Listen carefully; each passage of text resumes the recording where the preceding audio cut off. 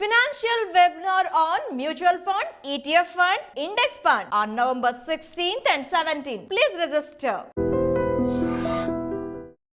Hi hello నమస్తే welcome back to iDream Media. ఈరోజు మనతో ఉన్నారు సర్టిఫైడ్ ఫైనాన్షియల్ ప్లానర్ అయిన మాధవిరెడ్డి గారు. మ్యామ్తో మాట్లాడదాం. Hi ma'am. హలో అండి. మ్యామ్, లాస్ట్ మంత్ అక్టోబర్లో ఎప్పుడైతే మార్కెట్ ఒక 10% కరెక్షన్ చూడడం జరిగిందో ఆ టైంలో ఒక రకంగా అది కూడా బ్లడ్ బాత్ అనే చెప్పాలి. బట్ అగైన్ మనం మ్యూచువల్ ఫండ్స్లో కాస్త సేఫ్ సైడ్ చూస్తూ ఉంటాం. బట్ అలాంటి మ్యూచువల్ ఫండ్స్లో సైతం ఎలాంటి ఫండ్స్ అనేవి కరెక్ట్ అవ్వడం జరిగింది, ఏవి అంత రిస్క్ ఇబ్బంది లేకుండా కాస్త సేఫ్గా ఉన్న ఫండ్స్ ఏమో ఉన్నాయి? డెఫినెట్లీ అండి. ఎందుకంటే చాలామంది కొత్తగా వచ్చారు.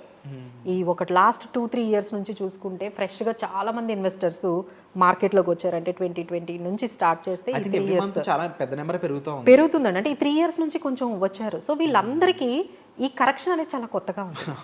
So for them it is really shocking. ఎందుకంటే వాళ్ళు ఎక్స్పెక్ట్ చేసింది లాస్ట్ 2 మంత్స్ నుంచి 2 ఇయర్స్ నుంచి ఇలా మార్కెట్లో ఇలా పెట్టగానే వాళ్ళకి 5% పెరగడము, 10%, అసలు కొన్ని స్కీమ్స్ అయితే 50% కూడా పెరిగాయి.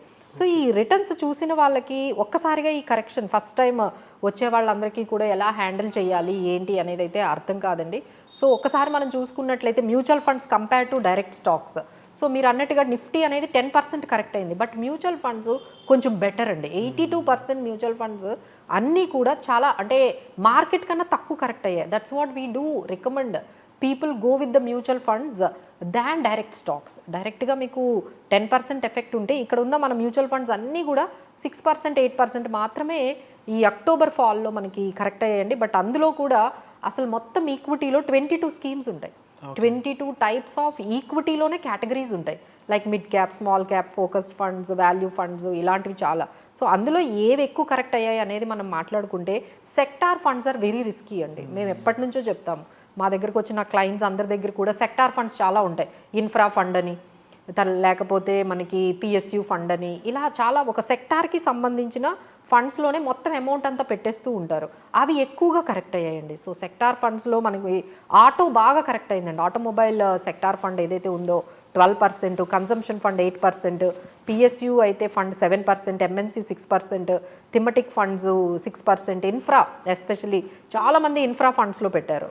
సో అది కూడా చాలా వరకు 6% వరకు కరెక్ట్ అయిందండి. So rest of the things అంటే ఈ సెక్టార్ ఫండ్స్ కాకుండా మన large cap, mid cap, flexi cap, value funds, focused funds, అలానే even small caps, ELSS funds, అలానే వాల్యూ ఫండ్స్, కాంట్రా ఫండ్స్, ఇవన్నీ ఇంకా తక్కువ కరెక్ట్ అయ్యాయి. సో ఫస్ట్ మనం కంపేర్ చేసుకుంటే మార్కెట్ కన్నా కంపేర్ చేసుకుంటే మ్యూచువల్ ఫండ్స్ తక్కువ కరెక్ట్ అయ్యాయి. అందులో సెక్టార్ ఫండ్స్ ఎక్కువ కరెక్ట్ అయ్యాయి. ఇప్పుడు ఏవైతే మనం చెప్పుకున్నామో లార్జ్, మిడ్ క్యాప్, స్మాల్, ఇవన్నీ కూడా ఓన్లీ 5% కరెక్ట్ అయ్యాయి. సో ఇప్పుడు మనకు అర్థమవుతుంది ఏంటంటే sector funds are more risky.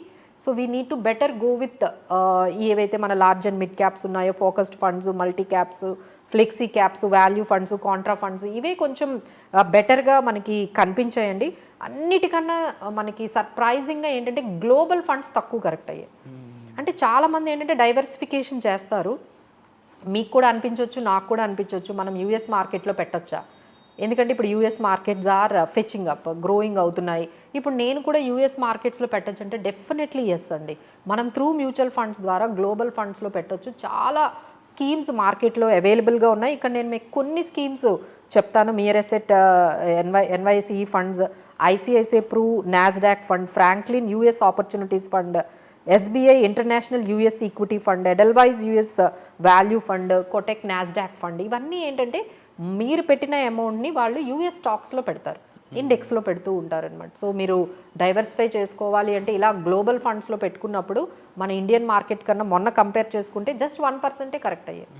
So this is like eye opener అండి. ఎవరైతే కొత్తగా మార్కెట్లోకి వచ్చారో ఒకసారి ఇవన్నీ కూడా మీరు ఆలోచించుకున్నట్లయితే ఏది రిస్కీ ఫండ్, ఎలాంటి ఫండ్లో ఉండాలి అనేది అయితే మీరు గమనించాలండి. సో ఫైనల్గా మేము చెప్పేది ఏంటంటే డైవర్సిఫై చేసుకోవాలి. బట్ ఎందులో ఎంత పర్సంటేజ్, ఏ స్కీమ్లో, ఏ కేటగిరీలో, ఈక్విటీ కేటగిరీలో ఎంత పర్సంటేజ్ ఉండాలి అనేది ఇప్పుడు మనం చెప్పిన ఈ రిస్కీ అంటే right from sector funds are more risky.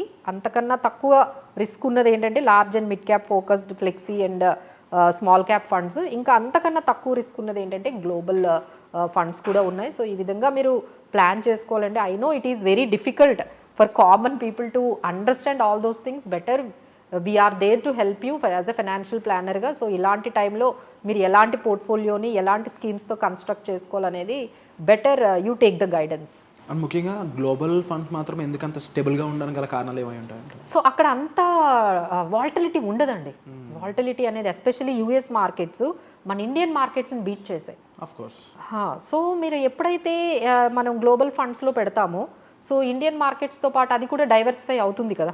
So అక్కడ అంటే మన ఇండియన్ మార్కెట్స్ పెర్ఫామ్ చేయలేదనుకోండి, యూఎస్ మార్కెట్స్ పెర్ఫామ్ చేసాయి అనుకోండి, ఇక్కడ వచ్చిన మీకు ఏవైతే లాసెస్ అక్కడ వచ్చిన ప్రాఫిట్స్తో కవర్ అవుతాయి కదా. So that's what we do recommend at least ఇలాంటి టైంలో ఇలాంటి సిచ్యువేషన్స్. మీరు చెప్పండి మ్యామ్, యూఎస్ మార్కెట్లో ఇన్వెస్ట్ చేయాలనుకునే వాళ్ళకి అంటే యూఎస్లో ఉన్న వాళ్ళైనా సరే అక్కడ మార్కెట్స్లో ఇప్పుడు ఇనిషియల్గా బిగినర్గా స్టార్ట్ చేద్దాం, ఇప్పుడు ఎవరైతే మోస్ట్ ఆఫ్ ది ఇమిగ్రెంట్స్ ఎవరైతే ఉన్నారో వాళ్ళు అక్కడ ఇన్వెస్ట్మెంట్ స్టార్ట్ చేద్దాం అనుకున్నారు అనుకోండి, చూస్తున్న ఆడియన్స్లో మనకి యూఎస్ ఆడియన్స్ కూడా ఉంటూ ఉంటారు, వాళ్ళ తరఫున అడుగుతున్నా అక్కడ స్టాక్స్ అక్కడ ఫండ్స్ ఏ విధంగా పర్ఫామ్ చేస్తుంటాయి? సో ఇదేంటంటే డైరెక్ట్గా స్టాక్స్కి వెళ్ళొద్దని మేము అక్కడ కూడా చెప్తున్నాం, ఇక్కడ కూడా చెప్తున్నాము. సో త్రూ మ్యూచువల్ ఫండ్స్ ద్వారా వెళ్తే మీకు డైవర్సిఫికేషన్ జరుగుతుంది. అక్కడ ఒక ఫండ్ మేనేజర్ ఉంటారు, మీరు ఏం కొనాలి ఏం కొనకూడదు అనేది వాళ్ళు మంచి డెసిషన్ తీసుకుంటారు. సో మీరు డైరెక్ట్ స్టాక్స్లోకి వెళ్ళిపోయి ఎక్స్పెరిమెంట్స్ చేయకుండా ఈ గ్లోబల్ ఫండ్స్ అనే వాటిలో గోల్డ్ అదే గ్లోబల్ ఈటీఎఫ్స్ ఉంటాయి, యూఎస్ నాస్డాక్ ఈటీఎఫ్స్ ఉన్నాయి, ఫండ్ ఆఫ్ ఫండ్స్ ఉన్నాయి. Wonderful ma'am, thank you so much for the information. So వీటికి సంబంధించి మీకు ఒక అవగాహన డెఫినెట్లీ కావాలి. ఆ అవేర్నెస్ కోసం మీరు డిస్ప్లే అవుతున్న నెంబర్స్ కాల్ చేయడం ద్వారా మేము సంప్రదించవచ్చు. Thank you so much ma'am. Thank you.